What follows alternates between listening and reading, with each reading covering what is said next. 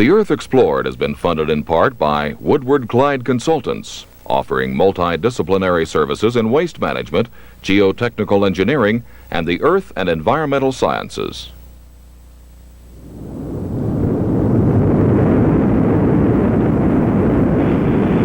The eruption created a rift nearly 2 miles long across the eastern edge of the island, throwing up a torrent of boiling lava. Tonight, the eruption is gaining in intensity and the rift is still developing, northwards now beneath the sea. The eruption of a volcano is undoubtedly one of the most spectacular geologic events we can ever witness. To see rock actually forming from magma originating deep inside the earth. Volcanic eruptions are a marvelous opportunity for us to study close up, although at some risk, the many truly unusual rocks and processes in the igneous environment.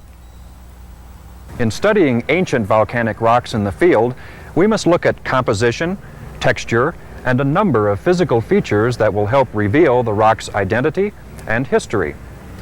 For example, the dark color, very fine-grained crystalline texture, and the scarcity of silica minerals in this rock suggests that it's basaltic, probably the result of a relatively quiet but highly fluid flow. This is supported by a very distinctive feature of basaltic lavas, columnar jointing. These precipitous columns are polygonal in outline and bounded by joints or fractures that formed by shrinkage as the lava slowly cooled. But the basaltic rock in this cliff probably is not just a single flow, but perhaps a series of flows piled on top one another. Here we can see evidence of this. This more porous rock is actually a zone of gas bubbles that rose to the top of the flow as it cooled. So this is about the top of one flow and it's overlain by another. Now along this same break we can see a poorly stratified layer of sands, pebbles, and cobbles of various rock types that we recognize as a conglomerate, a sedimentary rock. This was deposited by a stream that flowed over and eroded into the surface of the solidified lava. Not only then are there two separate flows here, the conglomerate indicates that some period of time had elapsed after the first flow and before the next. So these are just a few ways that we begin to piece together a local volcanic history. Now let's visit some of the world's most famous volcanoes and look at different kinds of eruptions and what they tell us about geologic processes. We'll also see how various features can be used to interpret igneous events as we look inside volcanoes.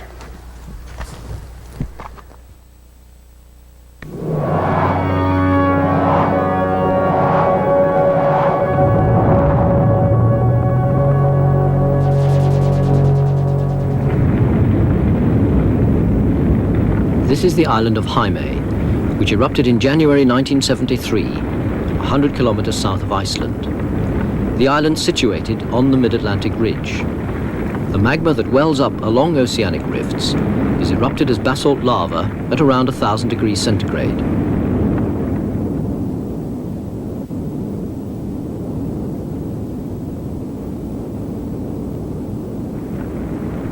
A great number of fine particles of lava were ejected by escaping gases.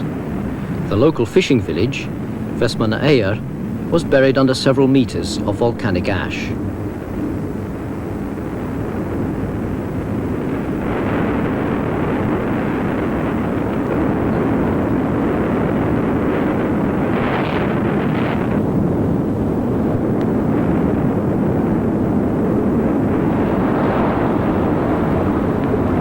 Basalts are by far the most common type of lava, and most of them are erupted in oceanic regions. This is Hawaii, the best studied of all volcanic areas. Many basaltic volcanoes have craters and calderas. This crater, in one of the Hawaiian volcanoes, is filled with molten lava.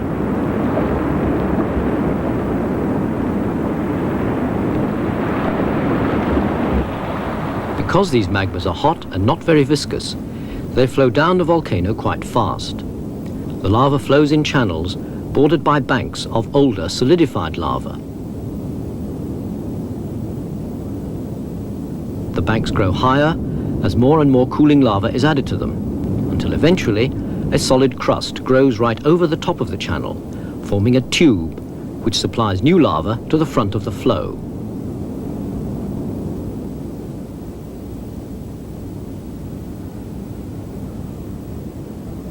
Inside and beneath the volcano, these magmas contain a high proportion of dissolved gas. This is released at the surface and escapes from cracks and holes above the lava tubes.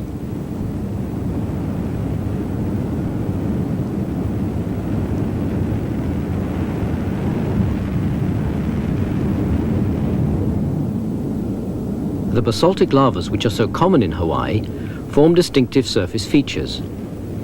These are called pahoehoe lavas, a local Hawaiian name.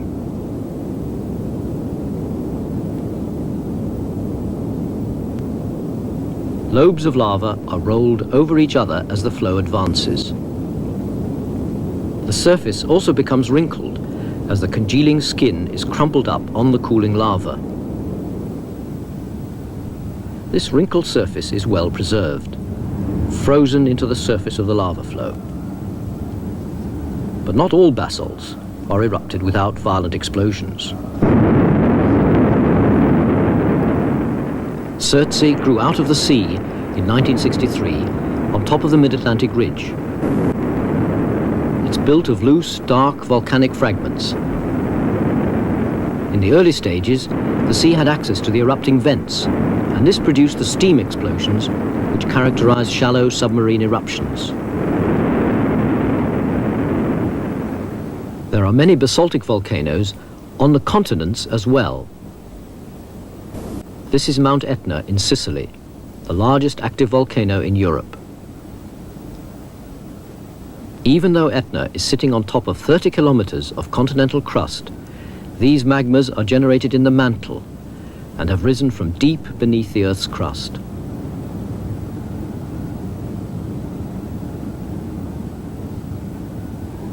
Lava is carried to the flow front in tubes and channels. Many of the lavas are erupted near the summit, and they flow up to 20 kilometers down the side of the volcano.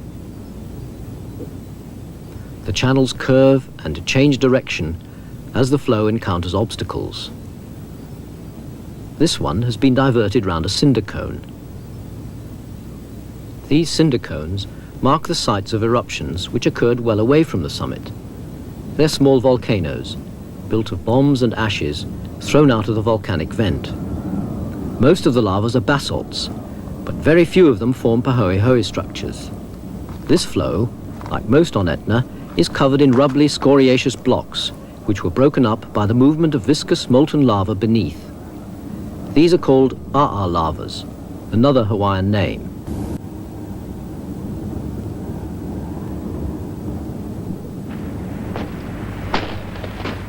The structure of the individual lava flows is pretty much the same all over Etna.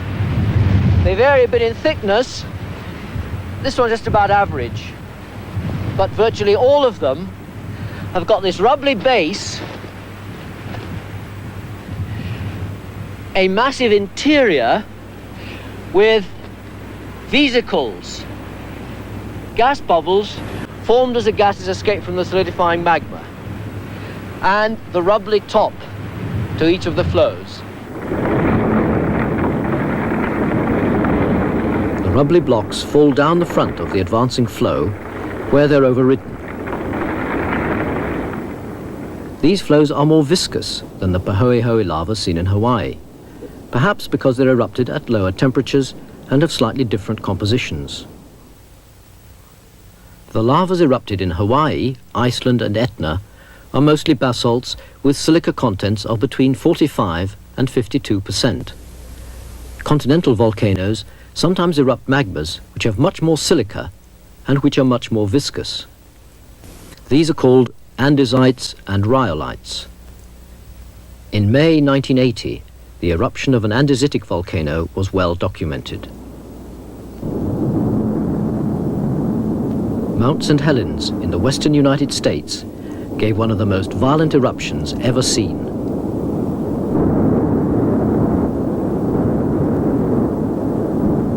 The top 400 meters of the volcano were blown off, erupting millions of tons of pumice, gas and ash. After that, a new lava dome, just 200 meters in diameter, was pushed up to the top of the vent, waiting to be exploded off again. Here the gas is trapped in the viscous, silica-rich magma inside the volcano. If the pressure builds up, the gas may be released explosively to produce another violent eruption. The products of these eruptions are spread across thousands of square kilometers of the surrounding countryside.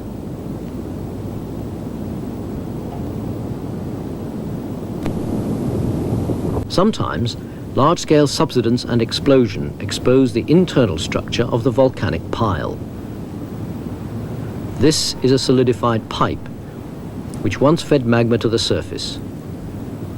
And this is a dike, a wall of solidified magma which may have once fed a fissure eruption. It's fairly easy to study the superstructure of active volcanoes by direct observation. You can also find out a certain amount of what goes on inside them by indirect geophysical and geochemical techniques. But it's possible to find out more by looking at the eroded remnants of extinct volcanoes. During the early stages of the opening of the North Atlantic 60 million years ago, Western Scotland and Northern Ireland were areas of intense volcanic activity.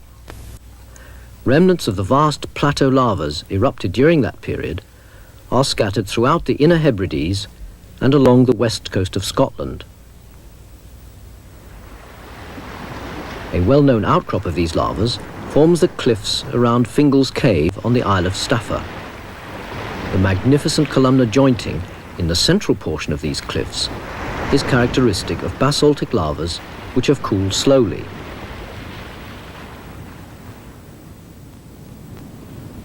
Most of these plateau lavas have been eroded away, and a number of intrusive centres, which are the roots beneath the original volcanoes, have been exposed on the islands of Skye, Rum and Mull. These ancient centres lie roughly on a north-south line along the western coast of Scotland. They're all more or less circular in shape. One of the most impressive centres is preserved on the mainland, on the Ardnamurchan Peninsula, the most westerly part of the British mainland. This remote area on the west coast of Scotland was once a vast pocket of magma, and these outcrops were molten rock at a temperature of around 1,000 degrees centigrade.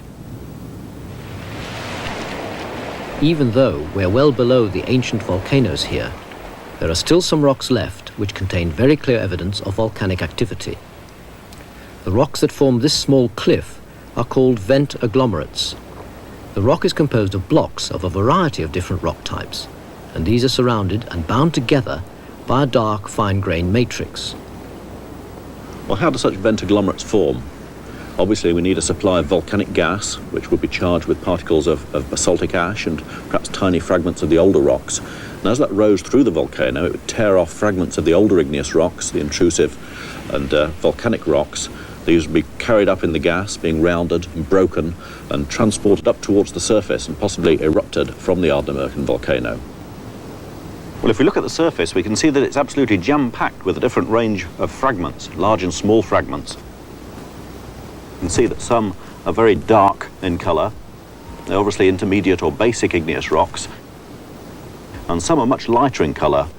They're acid rocks, such as rhyolites. In fact, I've got a piece of rhyolite here that we've picked up and obviously represents a block from within the agglomerate.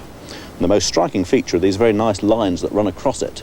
They are in fact flow lines, and they must represent the flow of fairly viscous, pasty acid magma out of the volcano. There are also some different rocks which we can see in this block. A piece of rock here is fairly pink in colour. It contains pink feldspar and tiny amounts of quartz, and so it must represent a coarser rock such as a granite. The fragment here is speckled and composed of equal amounts of ferromagnesian minerals such as pyroxene or amphibole and plagioclase, so it must represent a diorite or gabbro. But besides the igneous rocks, we can find some rocks that are composed entirely of quartz. This fragment here is sandy quartz grains, so it must represent an older sandstone that's got caught up in the agglomerate. This is Mingery Castle on the south side of the peninsula. The builders of this ancient castle made good use of the local stone, and it's located on a splendid piece of geology.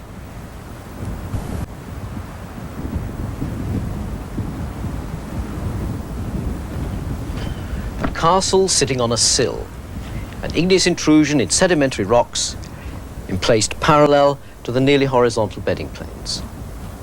Here's the contact, and below it are the quite nicely bedded sediments, the siltstones and shales that have been baked by the heat of the intrusion. The sill is actually in two layers. The upper grey layer has got some columnar jointing in it, and this dark lower layer is quite different. It's basaltic in composition. These specimens are from each of the two layers. The grey rock is medium grained, and it's got some feldspar phenocrysts. And the dark layer's fine grained, and it hasn't got any phenocrysts.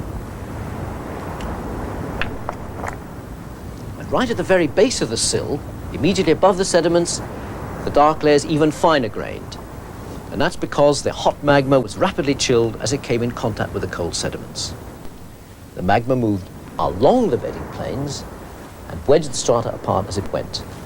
But it didn't always stay exactly parallel to the bedding planes, because in some places the contact cuts across the bedding. This sill is a bit unusual in having two layers, but like all sills, it's a concordant intrusion. But lots of shallow level intrusions are discordant. They cut across the bedding. This is a dike, a vertical sheet of basaltic igneous rock nearly 5 meters across. It's cut right up through the surrounding sedimentary strata at right angles. This vertical sheet was so thick that it cooled slowly enough to develop horizontal columnar jointing in its central portion. Along the margins, the dikes are very fine-grained because they've been chilled against the colder sediments. Most of the sills and dikes in Ardnamurchan are basaltic in composition, but they're not always uniformly fine-grained. Now this is another vertical dike, and it's a rather interesting rock because it's jam-packed full of crystals. It's porphyritic, and some of the big feldspar phenocrysts in it are more than 5 centimeters across. These big phenocrysts probably grew in the magma before it was intruded to form the dike. Further along the coastline, there are other kinds of intrusions. Here, the shallow dipping sedimentary strata are also cut by numerous inclined sheets. They're neither sills nor dikes, but they are composed of the same basaltic magmas, and they also have chilled margins where they've cooled against the cold sediments. Here, these shallow level inclined sheets all dip in approximately the same direction, but they vary quite a lot in thickness. This one's less than 20 centimeters thick. And here's another one of these thin inclined sheets. It's concordant with the sedimentary layering. And here, a thin leaf peels off and snakes away down, progressively more discordant with the bedding. And the main sill itself, if you follow it along, begins to change. It curves over and becomes discordant with the bedding. So these shallow level intrusive sheets aren't always nice straight regular features. They bend, or they bifurcate, or they do both. Around the Ardnamurchan Peninsula, these small intrusions cut through the sedimentary strata, and it's possible to use the cross-cutting relationships to work out the relative ages of the igneous and sedimentary structures. Now this is rather a thick igneous sheet, and it's dipping that way at about 20 or 30 degrees, strongly discordant with the sediments which are dipping the other way. And over here, there's another intrusion. A thin, sinuous dike cuts up through both the sediments and this inclined igneous sheet. We've got some very nice age relationships here. These sediments have got fossils in them. These are the remains of squid-like creatures called belemnites, and fossils like these tell us that the age of the sediments is Jurassic. And this igneous sheet cuts the sediments, so it must be younger than they are. And in fact, we know it's about 100 million years younger. And this dike must be younger than both of them because it cuts both the sediments and the inclined igneous sheet. About 100 million years ago, sedimentary strata were deposited with the remains of belemnites in them. They were tilted around 60 million years ago, and then they were intruded by inclined sheets of magma. A few million years later, the whole region was cut by vertical dikes.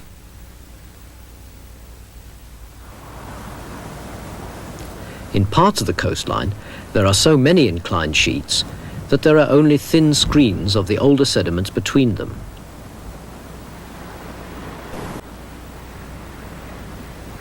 Here, they're all dipping in the same direction, in towards the centre of the peninsula, and they do the same around the rest of Ardnamurchan. If you plot their outcrop patterns on a map of Ardnamurchan, you find that they form roughly concentric arcuate structures, all dipping towards the centre of the peninsula. Beneath the surface, they dip towards a single focus. They form a cone. These inclined sheets are in fact usually called cone sheets. So far, we've only looked at small-scale minor intrusions. They cut the sediments that surround the much more massive structures occupying most of the peninsula. In the centre of Ardnamurchan are well-exposed massive rocks which are volumetrically enormous. The surface is rather weathered, and if we look at the surface of a specimen, we can see a variety of different minerals. We can see this rusty, weathering olivine. We can see dark green pyroxene. We can see these very white areas of feldspar. But not all gabbros look like that. This is a gabbro that I've collected from another part of Ardnamurchan. You can see that it's made up of similar proportions of those minerals. But it's obviously very much finer and darker in colour. But both of these rocks have got very similar mineral and chemical compositions, so they're clearly different varieties of gabbro. And the most common rocks that form the igneous centres of Ardnamurchan are all gabbros. That means they're relatively enriched in iron, calcium and magnesium, and they all have about 50% silica. Because these gabbros have different textures, they weather and erode at different rates, producing a variety of landforms. The most coarse-grained gabbro has been the most resistant to erosion, and now forms a large ring of mountains, 6 kilometers in diameter, in the centre of Ardnamurchan. These ring-like features are so large that they can best be seen with the aid of aerial photographs. The ring of gabbro mountains is the most prominent feature, but it's possible to see several concentric structures in the middle. These circles mark the structures within and between the different gabbros, and together they mark the shape of a huge magma chamber, now solidified and later revealed by glacial erosion. Around the edge of this ring of gabbros are the truncated remnants of other circular structures. They mark the positions of older magma chambers. The Ardnamurchan igneous centre developed in several stages with a series of different magma chambers, 1, 2 and 3 in slightly different positions. So the focus of the igneous activity clearly shifted with time. These magma chambers were connected to volcanoes above Ardnamurchan. One explanation of how these magma chambers formed is that cylindrical blocks of the Earth's crust subsided, a bit like a pudding dropping out of an upturned bowl. magma already present beneath the surface welled up to fill the gap above the subsiding block. Repeated subsidence introduced a series of magmas, one after the other, all rather similar in composition, but each cooling at a different rate. These steep-sided circular intrusions are called ring dikes. Later pulses of magma produced the cone sheets.